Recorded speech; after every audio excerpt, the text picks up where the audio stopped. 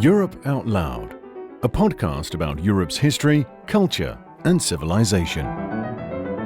Brought to you by the Martens Centre with Federico Reo. Ladies and gentlemen, welcome to a new episode of Europe Out Loud, our podcast series. I am the host, Federico Reo. As you know, the purpose of the podcast is to take burning issues of political interest, but to take them out a bit to the daily polemics and to place them within a broader historical and cultural context. And today, I think we have chosen a very burning issue, which is the problem of globalism. So meaning deep and advanced forms of international cooperation and integration between states. Now, the issue has become very prominent in the political debate of the last few years, as you probably know. Some commentators went as far as arguing that the entire political systems of the West will be reshaped based on this divide, often formulated as open versus closed, replacing the left-right divide. So the globalist being, of course, on the side of the open, on the side of international integration, and the other side being represented by the nationalist. So I am happy to say that I am not alone in discussing the matter. In fact, I am with a good friend whose book deals precisely with this issue and will be the occasion of our chat. So the book is In Defense of Globalism, and the friend is Dalibor Rohac, which I am very happy to welcome on the platform. Federico, it's great to be with you. Thank you for having me. So maybe a few words of introduction of Dalibor. Many of you may have read some of his pieces in all sorts of places, Politico here in Brussels, but also the New York Times, the Wall Street Journal. I think you have a regular column in The American Interest. Yes, where I'm a contributing editor. Yeah.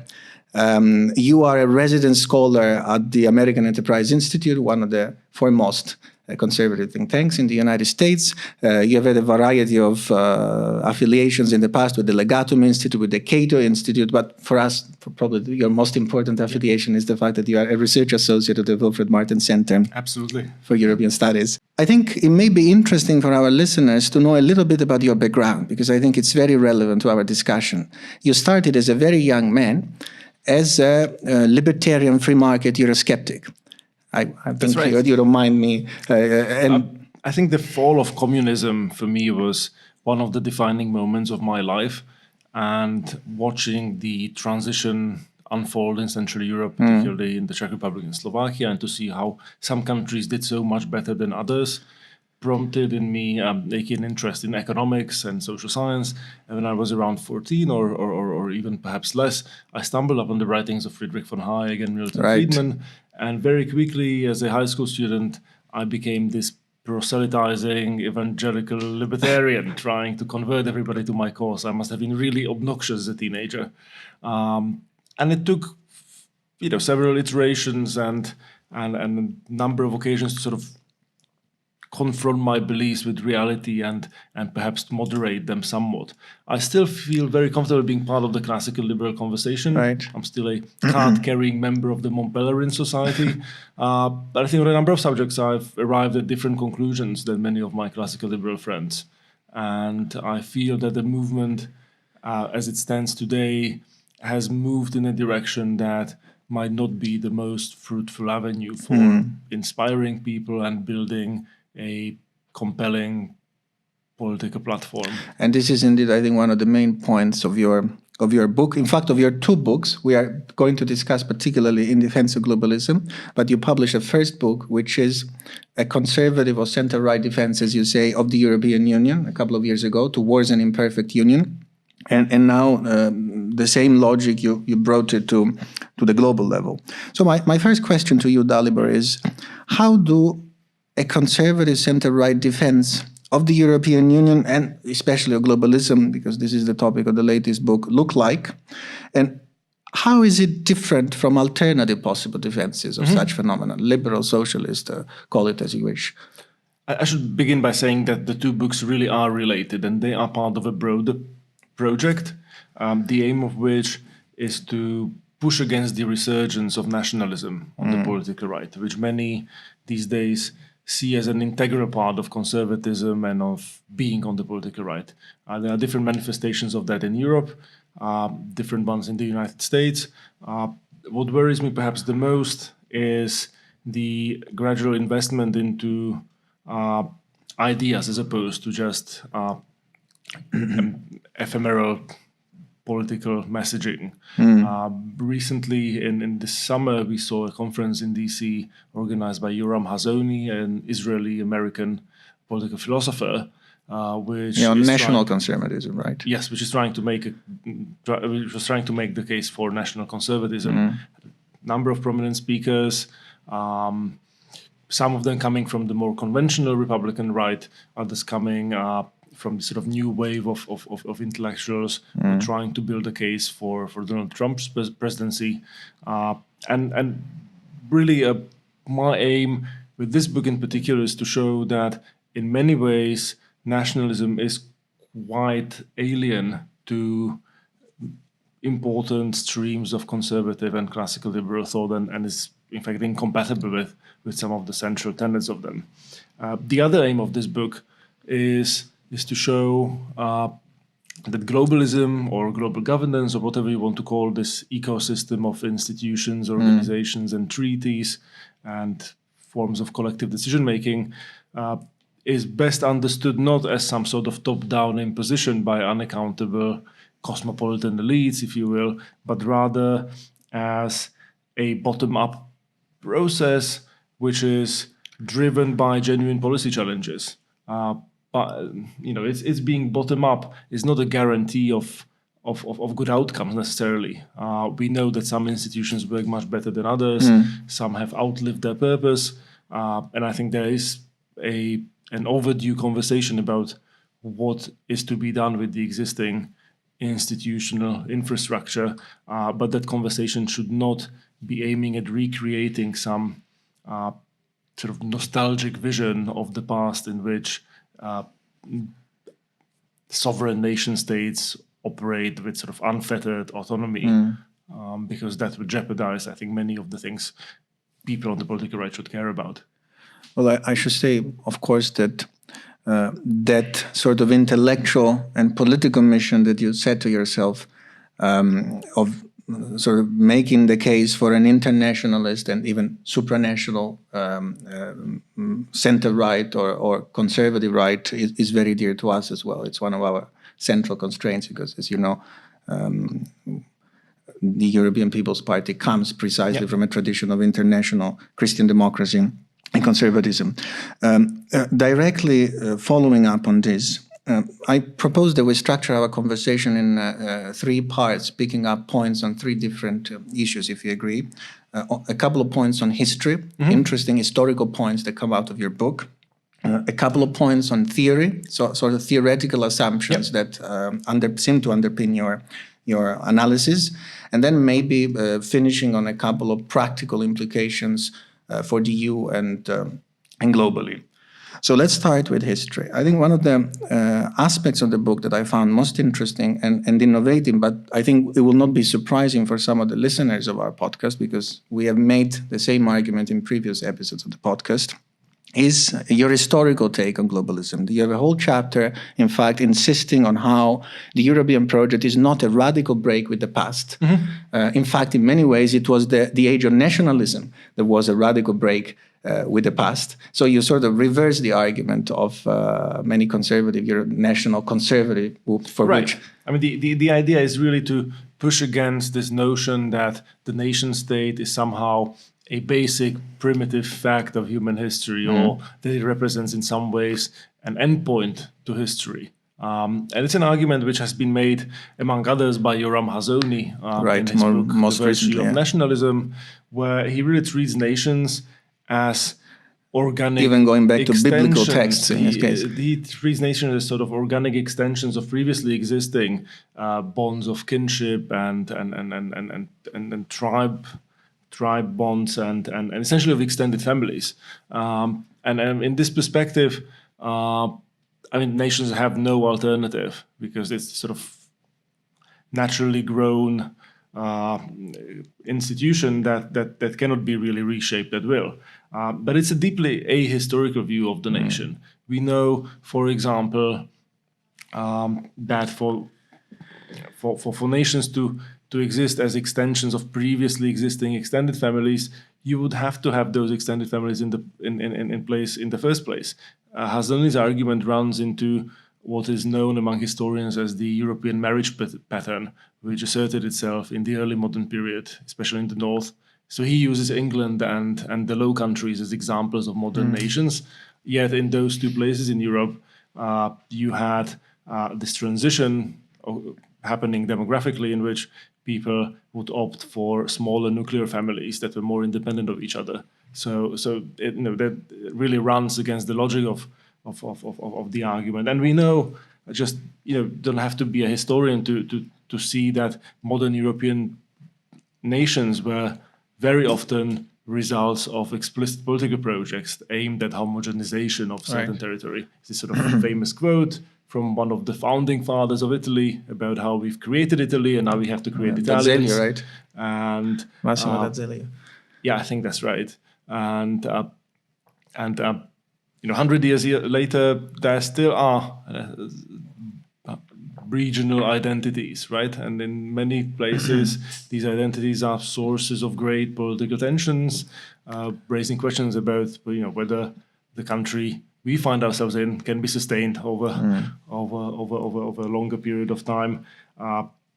So the idea is not to dismiss nations as social constructs that can be reshaped at will arbitrarily or discarded. I think there is a mistake that but to open them up in a way that Benedict Anderson makes, right? And others. But I think it's equally wrong to see them as sort of like immutable givens of history either. Could you maybe elaborate a little bit on what you see as examples of the supranational history or the internationalist or globalist history of the West preceding the European Union? In the book, I discuss a number of different examples. Perhaps the most salient of them is the Holy Roman Empire, which was an entity that existed for over 1,000 years in large part of Europe, particularly German-speaking Central Europe, which combined a high degree of effective political decentralization.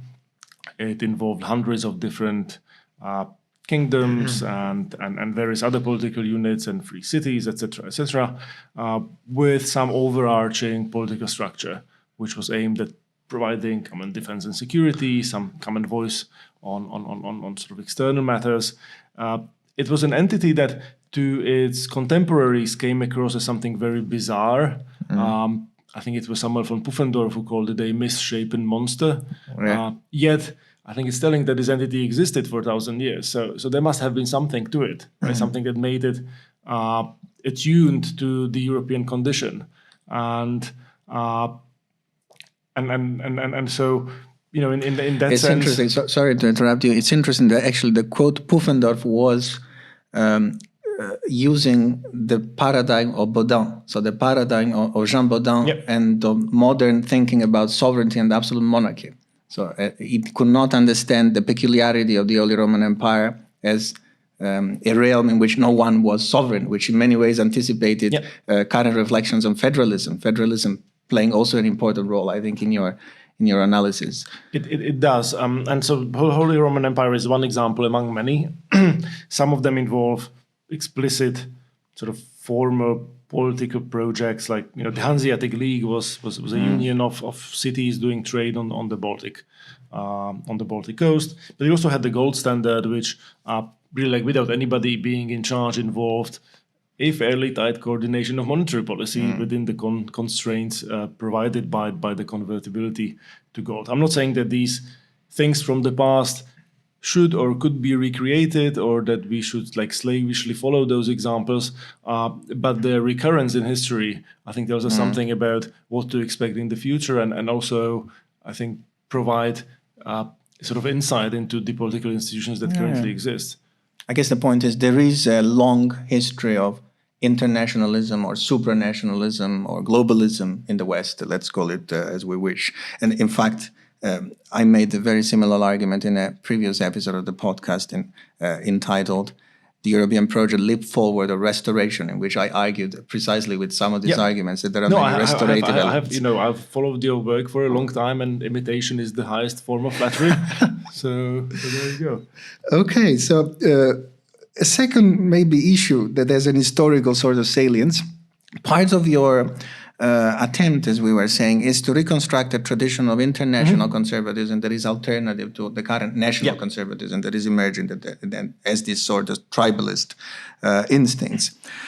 Yet I was stricken to notice that most of the people you quote, people that I also consider part of my own political tradition, but they are usually considered liberal or neoliberal thinkers. Mises, Hayek, the Austrians, even Röpke is a bit more complicated. So are there Christian democratic figures or thinkers or conservative figures or thinkers that you would place in this tradition? Absolutely. I tried, first of all, to write about things that I know best. And I was brought up reading the classical liberals and people associated with the Lippmann colloquium and the early years of the Mont Pelerin Society. So it came to me naturally to emphasize their contributions and the internationalist dimension of their own thinking, which also shaped to some degree the European project and also and many of the other international institutions that we have today. But I mean, you know better than me about the personalist tradition within the Catholic social thought. There are scholars out there. I was at Furman University recently with Brent Nielsen, who is an expert on the intellectual history of the European project and its overlap with various theological traditions and how sort of various sort of streams of theological thinking have sort of shaped people's attitudes towards Europe. It's just something I can claim no particular expertise in, but I'm sure you have a task ahead of you to enlighten your fellow friends on the Christian right about the merits of arguments advanced by people like Rougemont or Mounier and many others.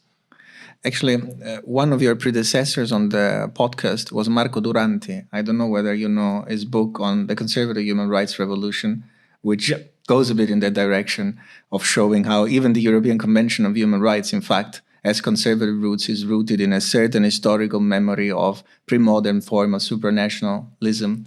And he makes the point there that the supranational jurisdiction of the European Court of Human Rights in the mind of many of these conservatives was modeled after the supranational jurisdiction of the Catholic Church during the Middle Ages. So I propose that we move to a couple of theoretical points underpinning the book, which I think it is interesting to tease out in this context.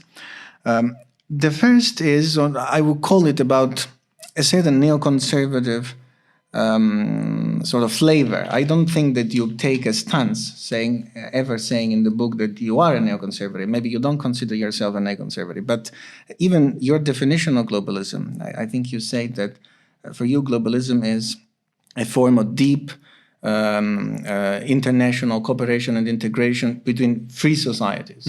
So you sort of exclude non-free societies. And my question to you, on the one hand, I mean, to what extent is this compatible with the specific sort of conservative form of globalism that you want to defend, which is a globalism of polycentric governance, of trials and error, of diversity, of institutional diversity? Isn't ultimately the fact that at the global stage, different cultures that develop different sets of institutions also something that a conservative globalist approach should accept and should integrate? So I try to draw on the thinking of people like Elinor and Vincent Ostrom on polycentricity. Maybe you can explain that a bit, because I'm not sure Elinor was the first woman to receive a Nobel Prize in economics for her work that involved a lot of case studies and field research of bottom-up governance arrangements, particularly in small communities. She wrote a lot about governance and public services provision in metropolitan areas in the United States, where she found out that actually decentralized, overlapping, and seemingly messy systems performed better than ones that were sort of consolidated and run by experts. And she also found that it is perfectly possible for small communities in various contexts to develop institutions that are durable and stable and solve various problems of strategic interaction, if you will. Her husband was a scholar of American federalism, and he also sort of borrowed from that sort of polycentricity tradition to think about self-governance from a sort of conservative-ish, if you will, American standpoint, conservative-ish in the sense of trying to conserve the basic principles of America's founding. It was actually he who, after the fall of the Berlin Wall, wrote a book about the meaning of American federalism, in which he argued Great book indeed. that the world, the biggest challenge internationally was that the world could not remain half free and half in servitude. He was making this sharp distinction between free and unfree societies and how each constituted a threat to each other himself. So this is something that I don't necessarily borrow from my friends on the neoconservative right, from my say my AEI colleagues, but rather from Vincent Ostrom, and also with Eleanor herself. It's true that she emphasizes the importance of diversity and process of sort of discovering best practices through trial and error. But there is also a set of design principles that sort of emerges from her empirical work.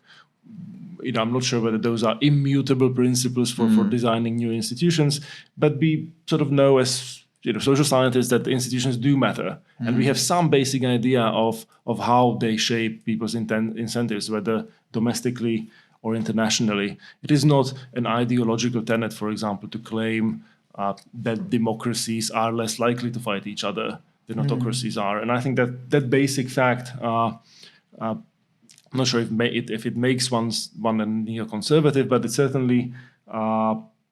certainly should shape one's thinking about international institutions, about how they're likely to operate when they run, say, by free societies, as opposed to when they run by countries like Russia or China.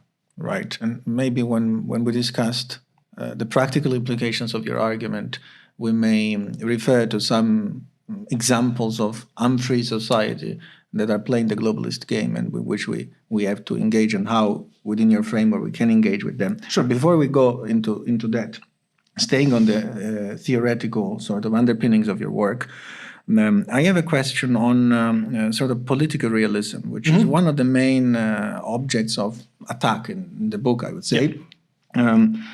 My impression is that your view, you are criticizing the very crude realism of people like Stephen Wall's sort of structural realist, for which the international society is a Hobbesian society of war, in which everyone is at war with everyone else to promote its own national interest. So it's a narrow definition of realism. But there is an alternative tradition of political realism, which is, I would say, the classical sort of mainstream tradition, going from Metternich at the Congress of Vienna to Henry Kissinger in our century, which, on the contrary, as it seems to me, a lot of attention to cultural diversity and the way this cultural diversity shapes institutions, and that's to be integrated creatively and respectfully into forms of international governance. So I would almost, reading your book, I almost had the impression that, in fact, the classical realist tradition is a much better tradition than sort of neoconservative prescriptive idea of how each society at the international level should be to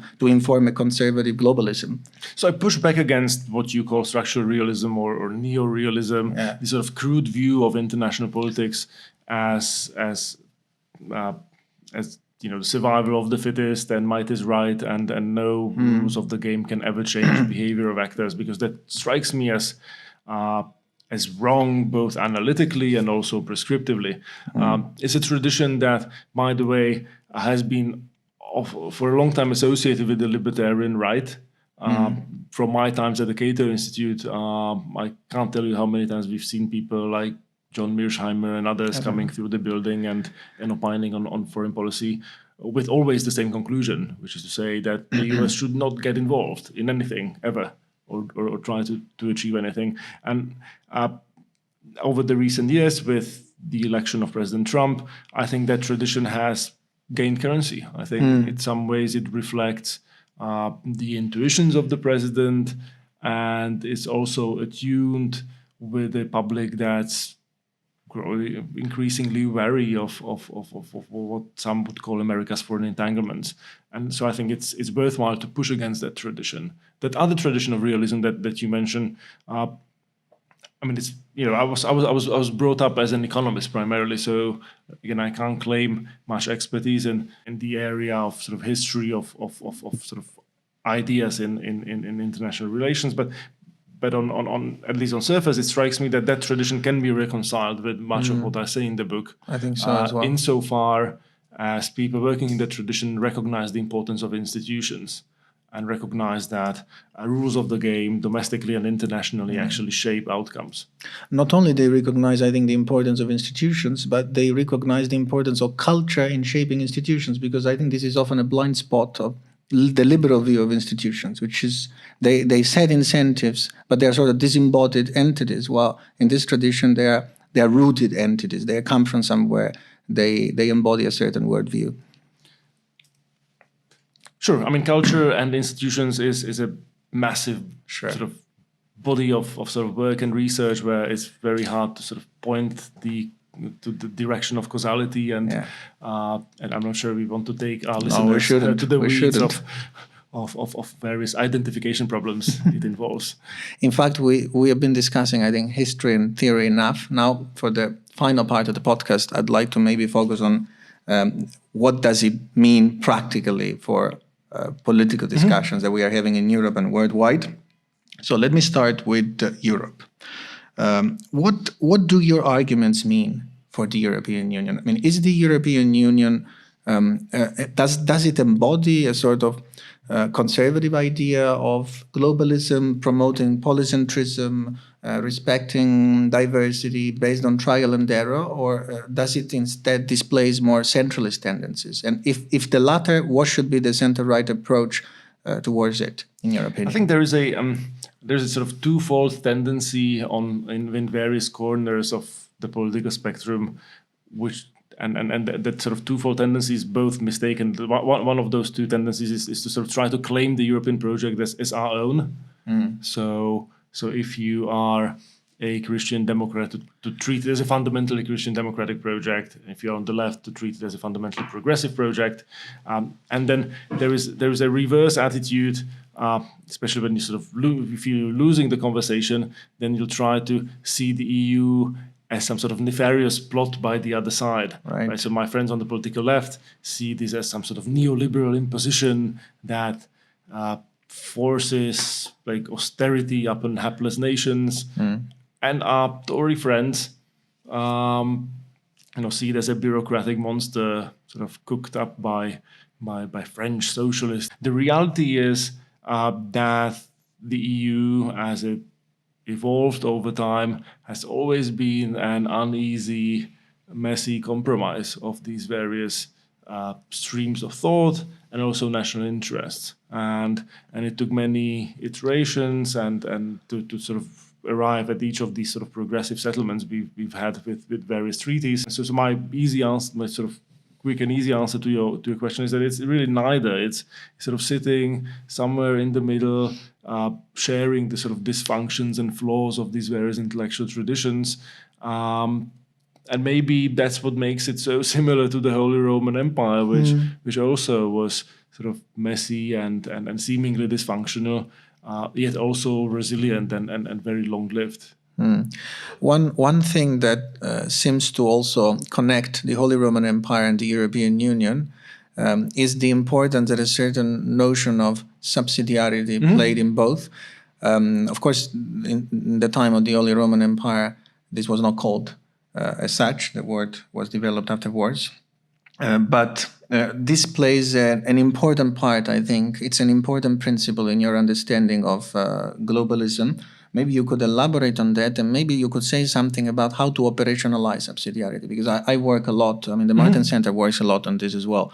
But what I find it difficult is to move from a neatly theorized principle to practical recommendations. No, I think that's the challenge. And I'm not sure I or anybody else has a good answer to that challenge. Subsidiarity involves thinking about the various tasks we want to associate with different levels of government, and we want to make sure that the the levels of government further away from the citizen do only those tasks that can be adequately dealt with by those sort of layers of governance that are closer to individuals and communities. And that's as much a matter of political judgment as it is a matter of sort of technical expertise. Like we can look at the externalities and the degree of sort of preference alignment. Is an exercise that economists like Alberto Alesina have been involved in, and that can give us some guidance. I think the EU sort of departs from subsidiarity understood in those terms quite significantly, and I think meaningful reforms could be introduced by pushing it closer to the subsidiarity ideal. So I see it as a useful intellectual tool, but not necessarily as an effective sort of legal constraint or constitutional constraint on, say, the growth of the central government or sort of guiding policies. Subsidiarity has been embedded in European treaties, yet it, as we know, provides only a weak check on policy making. Yes, I also think so. I would like to zoom out for a moment from Europe to the world and maybe discuss, it's my last question, unfortunately, we don't have a huge amount of time. We are witnessing the rise to an extent of a globalism without free societies. And that's the Belt and Road Initiative of China, which has a globalist dimension in it. It builds upon proclamations of support for the international integration. But of course, China itself is not a free society, and many of the societies that it is trying to connect are not free society. And of course, this brings us back to how your sort of conservative understanding of globalism can integrate institutional diversity worldwide. So how would you So the intuition that is implicit in the book is that we should be wary of the efforts by unfree societies to export unfreedom elsewhere. And I think Belt and Road Initiative might have led to some worthwhile investment in poor countries, but it has always come with strings attached. And especially as it reaches Europe, I think European countries should think very carefully about sort of joining forces with the Chinese so-called private sector. I'm not saying we should try to cut China off global value chains or resort to protectionism or sanctions or sort of muscular attitude towards China, but we should simply be very careful and just realize that these are not companies like US companies or Canadian companies or Australian companies, that the sort of dividing line between the private sector and the government is paper thin in China. And that the investment, you see it in Central Europe, I think very, very clearly that the investment is driven by political motives, is driven by an effort to project power, to sort of shape the incentives of the political class. And I think that's something that we should be just cognizant of and sort of develop our immune systems against. Indeed, I see what you mean. Before we move to the conclusions, Dalibor, is there anything you would like to add about the book that it is important for listeners to know? I think there is a sort of Pinkerian theme to this effort, referring to Steven Pinker, who documented the decline of violence as of human progress that has been achieved in recent past. And to me, that progress is a sort of small p progress. I'm not sort of making any grand claims about the direction of history, but that sort of progress has been due to a specific set of institutional factors, the most important of which arguably has been the international settlement, if you will, created by the United States under US leadership after the end of the Second World War. And it has brought us more prosperity, more peace, more self-governance around the world. And yes, the world has changed. Europe today is nothing like Europe in 1945. And I think the voices for calling for an updating of the system and its reform are often justified. But it always was one of the central instincts of the conservative movement to operate with prudence while making changes to systems that, broadly speaking, work. And my fear in this populist age is that many of my friends on the conservative right are losing that sense of prudence and humility, and I would like to see more of it as we go forward. They should prefer the tried to the untried, as Michael Oakeshott famously said in his definition of conservatism. So thank you very much, Dalibor. Thank you, Federico. Very briefly, a couple of points of conclusion, and feel free to interject if you disagree with them. I think one of the first takeaway that I would emphasize is that there is, in fact, a long tradition of international conservatism and classical liberalism that center-right people who wants to defend international integration and European integration can tap on. It's a very rich tradition. You quoted some of the authors, Mises, Hayek, the Ostroms, but we could quote the Christian Democratic founding fathers of Europe, de Gasperi, Adenauer, Schuman, and others. Second point is that there are different, it is implied in the first point, there are different ways of defending globalism, and progressive ways are not necessarily the same as conservative ways. My own understanding is that progressive ways tend to be much more top-down, messianic in their inspiration, and culturally rootless, while conservative globalism, if I may add a bit build on your argument, is bottom-up, evolutionary, and respectful of cultural diversity. And of course, for us on the center-right, it will be important to articulate these principles into practical proposals for reform and for change. So really a warm thank you to Dalibor for being with us. Thank you very much for listening, and see you next time. That was today's episode of Europe Out Loud. Subscribe to our podcasts for more.